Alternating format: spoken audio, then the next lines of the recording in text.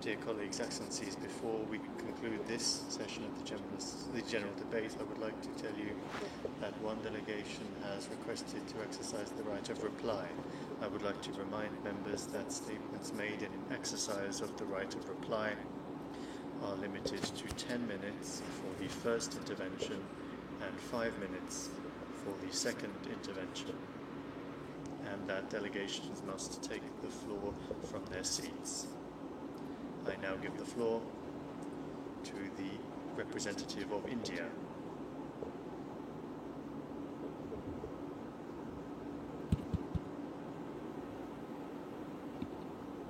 Mr. President, we exercise our right of reply to one more attempt by the leader of Pakistan to tarnish the image of this august forum by bringing in matters internal to my country and going so far as to spew falsehoods on the world stage.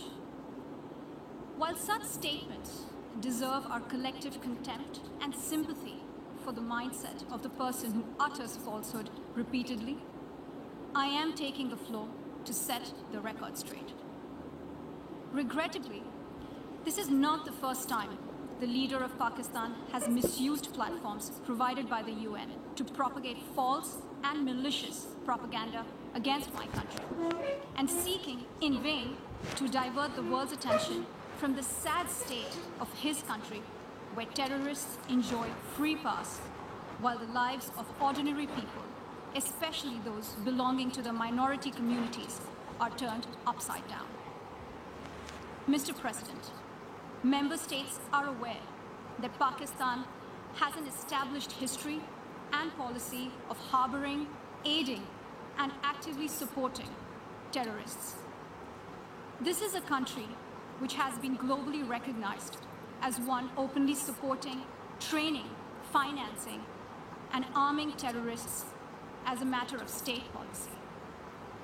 It holds the ignoble record of hosting the largest number of terrorists proscribed by the UN Security Council.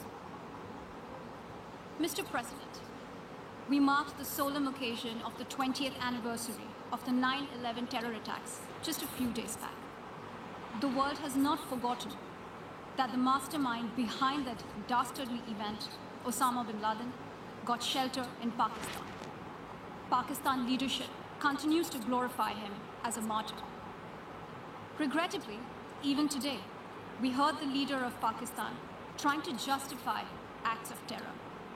Such defense of terrorism is unacceptable in the modern world. We keep hearing that Pakistan is a victim of terrorism. This is the country which is an arsonist disguising itself as a firefighter. Pakistan nurtures terrorists in their backyard in the hope that they will only harm their neighbors. Our region, in fact, the entire world, has suffered because of their policies. On the other hand, they are trying to cover up sectarian violence in their country as acts of terror. Mr. President, this is also the country that still holds the despicable record in our region of having executed a religious and cultural genocide against the people of what is now Bangladesh. As we mark the 50th anniversary this year of that horrid event in history, there is not even an acknowledgement, much less accountability. Today, the minorities of Pakistan, the Sikhs, the Hindus, the Christians, live in constant fear and state-sponsored suppression of their rights. This is a regime where anti-Semitism is normalized by its leadership and even justified.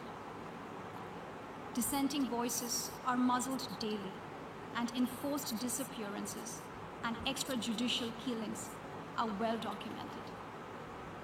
Mr. President, unlike Pakistan, India is a pluralistic democracy with a substantial population of minorities who have gone on to hold highest offices in the country, including as President, Prime Minister, Chief Justices, and Chiefs of Army Staff. India is also a country with a free media and an independent judiciary that keeps a watch and protects our constitution. Pluralism is a concept which is very difficult to understand for Pakistan, which constitutionally prohibits its minorities from aspiring for high offices of the state. The least they could do is introspect before exposing themselves to ridicule on the world stage.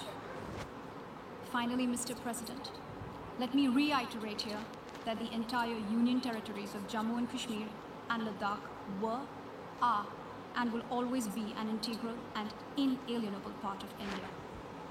This includes the areas that are under the illegal occupation of Pakistan.